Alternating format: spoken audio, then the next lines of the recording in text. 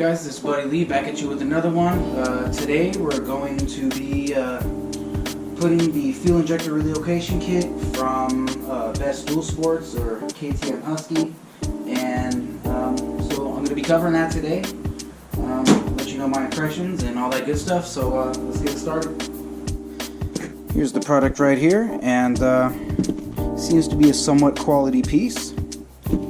Seems to be a pretty decent chunk of metal here. So now we're going to get into it. Here's all the extra hose clamps, and it does come with an idle screw mod, but I've actually already done that on my bike, so I won't be needing that. But supposedly all the supporting hardware, these are the block offs for the injectors and the transfer ports, which are now going to be housed in this. So we're going to go ahead and get that done. If you don't know, on these motors,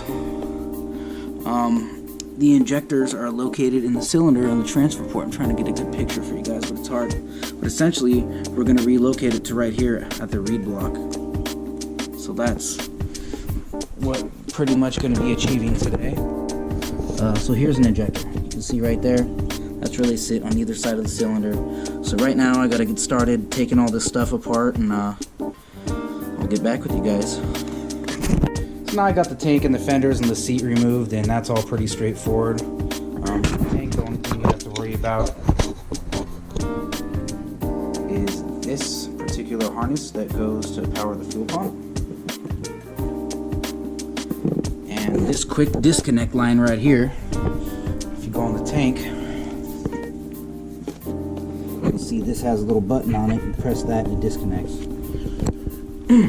So now you got to take the entire subframe assembly, take out this bottom bolt right here, and then pivot the entire assembly up. So I also needed to be taking off the muffler itself here, or the silencer. So we're going to go ahead and start doing that. So now we got the muffler off and all that good stuff. I'm about to loosen the bolts at the bottom of the subframe, and we'll get it pivoted up. We'll go from there.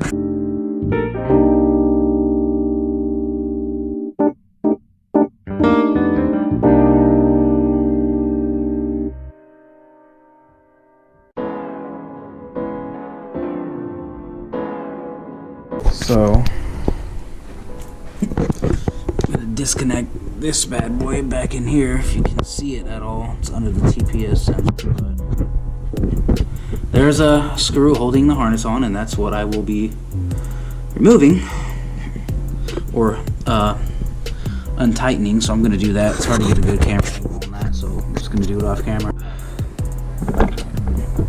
So now we gotta disconnect the throttle body so the boot can come loose, so I can raise a swing arm up. So we'll be doing that.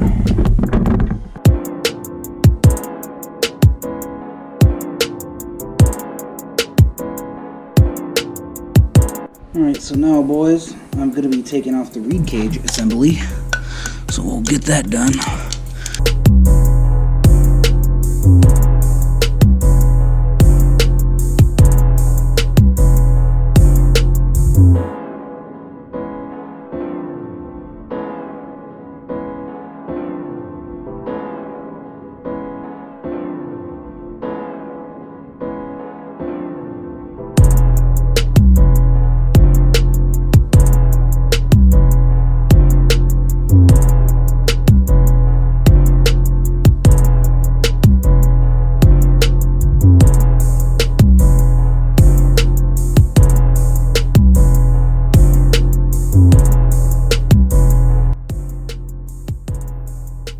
Body loosened up here, and I'm about to pull this along with the Reassembly out. It's like the factory reeds. Really excellent condition. So I'm just going to run those again. We'll do it like that. Alright, you guys can probably see this better. Anyway, the light's better on this side. So I'm going to get in here and break this bad boy loose. It's really tight with that motor mount. I think I can get to it.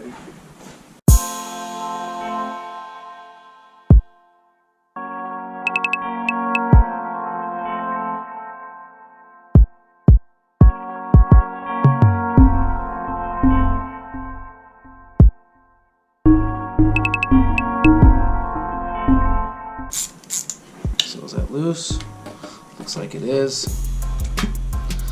Now I'm gonna get to that little harness that was a kind of difficult thing to deal with earlier.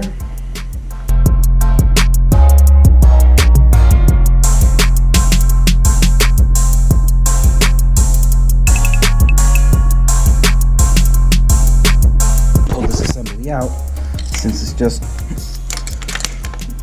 this whole operation is going to be simplified. So as far as the injectors, I'm going to spray these off with carb cleaner before I throw them back in. Alright, so now we're going to start with separating this assembly. And you see right here, you have really small torque screws holding the actual reed cage to this little plate right here. So we're going to get my Torx and remove that. So this is a T10.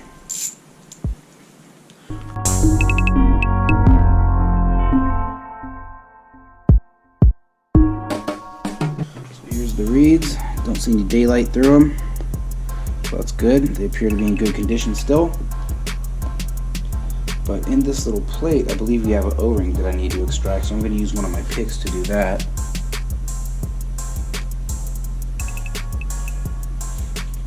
Daughter. So here's the new assembly. So we're going to put the O-ring in. Should fit like a champ. Haven't really had many quality problems with any of the product that I bought from Dual Sports so far. One of their muffler and a couple other things. Or not their muffler, but their spark arrestor end that fits the stock muffler, because I didn't mind the quietness of the stock muffler. I just want it to be compliant so I don't get messed with by the Rangers when I'm riding, because here in California they're really on that.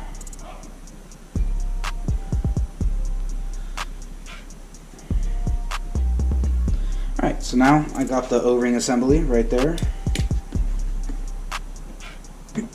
So this will be the top. It says right there, there's markers. Actually, both of them say top, so I don't think it matters. Then we're going to put these same little torque screws back through. So I don't know the torque specs on this, but since it's a plastic reed block, I wouldn't venture to go too tight. Treat it like a rim on a car. Kind of working a crisscross pattern as to not seat the inside of it too much. Go in here, but essentially just closing this blocking right here. Look like we're nice and seated even. The injectors look like they're in there. That's good.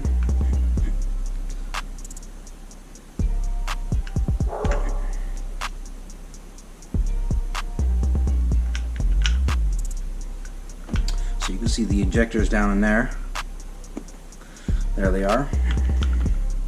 That's the final little torque.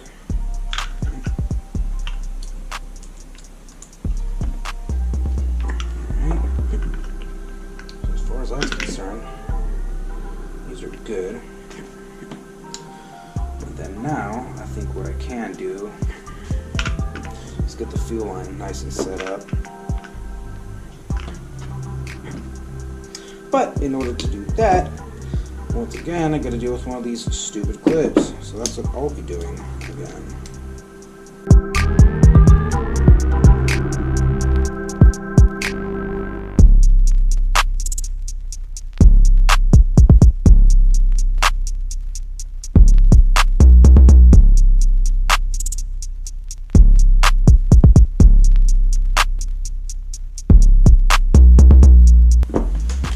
Now we're going to take the supplied little clampy clamps here. Put these on. I'm going to slip this bad boy in here because I'm guessing that's how that's going to end up playing out. I want to put the filter on the longer end because I think that's going to work better for connecting with the fuel tank. So we're going to do that one. And then we're we're going to put the other side. It's right here, so it's going to sit on the motor like such. So we're going to want to put the fuel line facing this way, and I think that will be a completely adequate.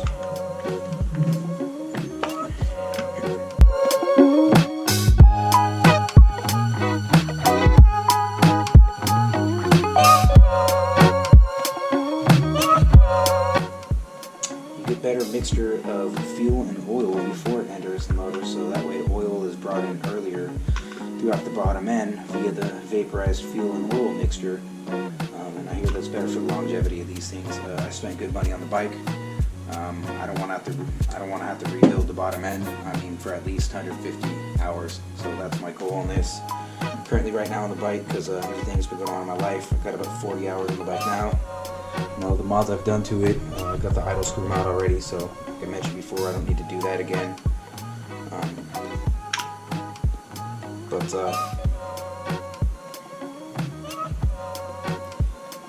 Definitely interested to see what the effect of it is. So right now I think I'm at a standstill.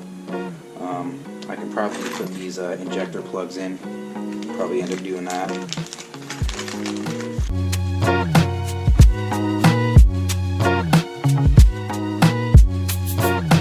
There's where the injector used to be.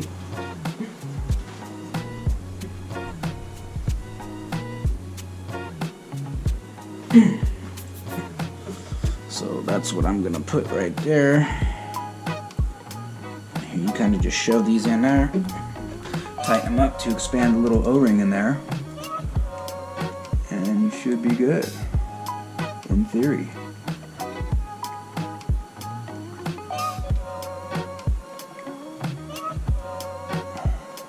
I don't know how tight these need to be or whatever. I don't know how tight I can really get it. But maybe greasing it was the wrong move. We'll find out. So I'll have to look into that before I start the motor, but it seems to be doing a good enough job of sealing, so hopefully it stays like that. Maybe I can use a pick here, kind of hold it in place, or use a flathead. Let's see what I can do.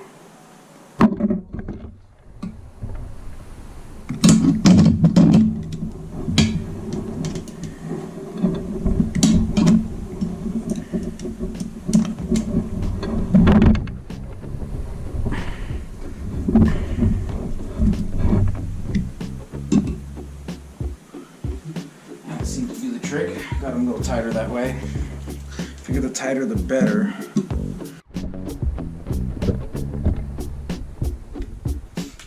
Alright boys, we're back. See, I have to get a longer T10 Torx with a screwdriver here, so I can get in here and finally get these torqued all the way down to get the reed cage on. So now we got that. Got the injectors installed. So I think we're ready to slap it on. Let's throw this bad boy on. And get it going again.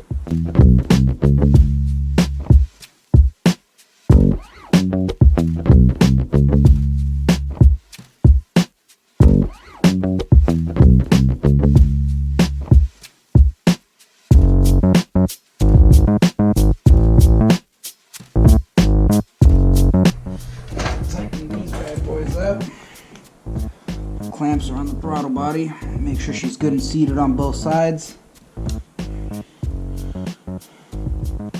And tighten the clamps.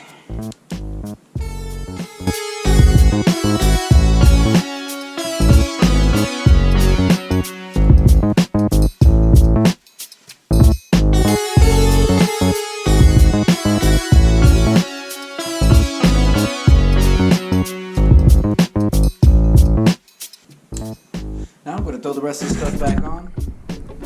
Go from there. So we got her back together, boys. You know, got that in there. Get everything installed, everything back in. Got the air filter back in. But before I put all the plastics on, I'm gonna give her a start. So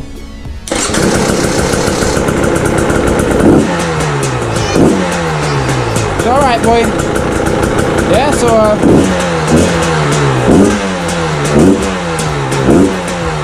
she's cold, so obviously, you know, it's not gonna run the best, but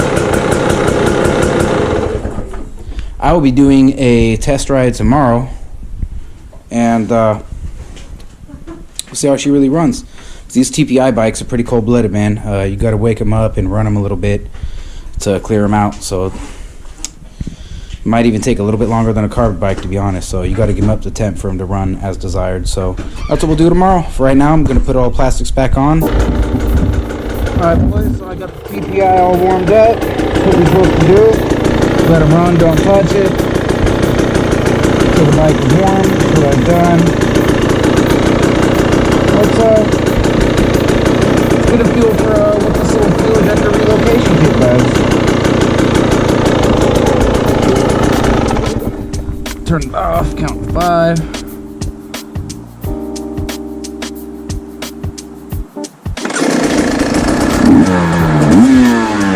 Down first.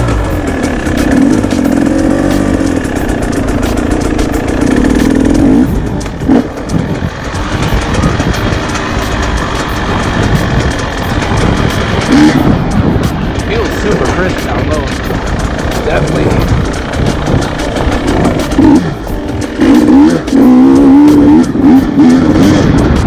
Oh man, pretty.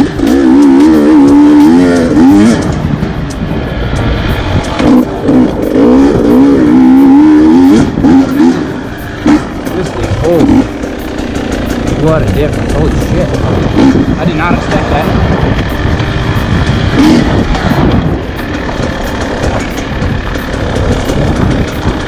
Definitely crisp, man.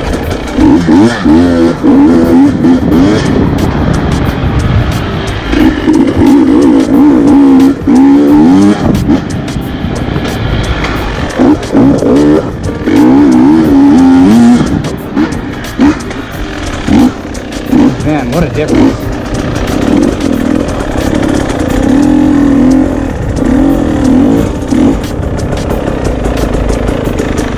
Wow, this is super crisp, man.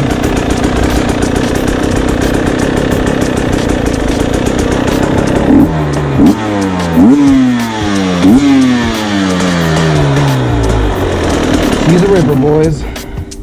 She is a ripper. Wow, I did not expect that to make this difference at all. I'm actually pretty impressed, because this one is $150 versus all the other kits that are like $350 and up.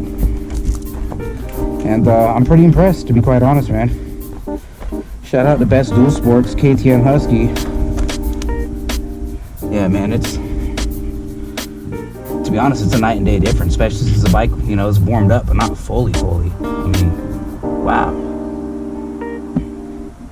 I'm impressed, boys. That's for sure.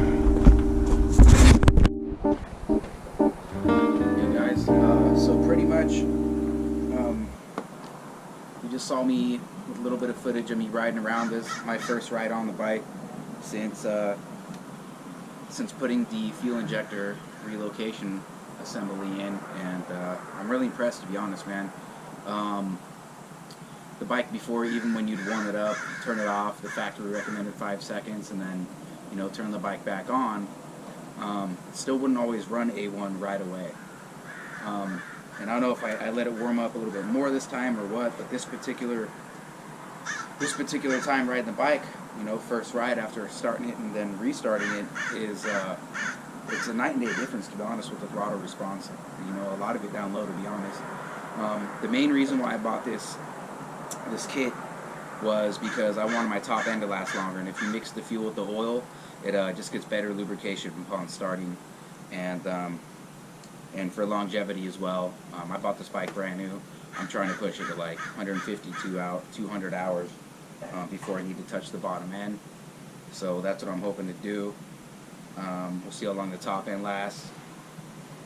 But, you know, I'm really impressed with the whole setup, so you can't really complain. Shout out to KTM Husky, Best Dual Sports.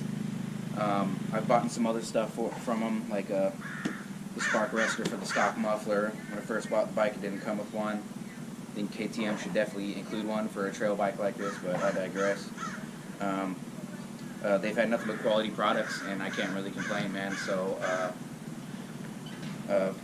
my first opinion and first impressions on it is it's great. We'll see in the longevity, and you know, it's a pretty simple part. It's kind of hard to mess it up, but that's kind of my take on it right now. So anyhow, be sure to like, share, and subscribe. This has been Buddy Lee with Last Place Productions. See you boys on the next one.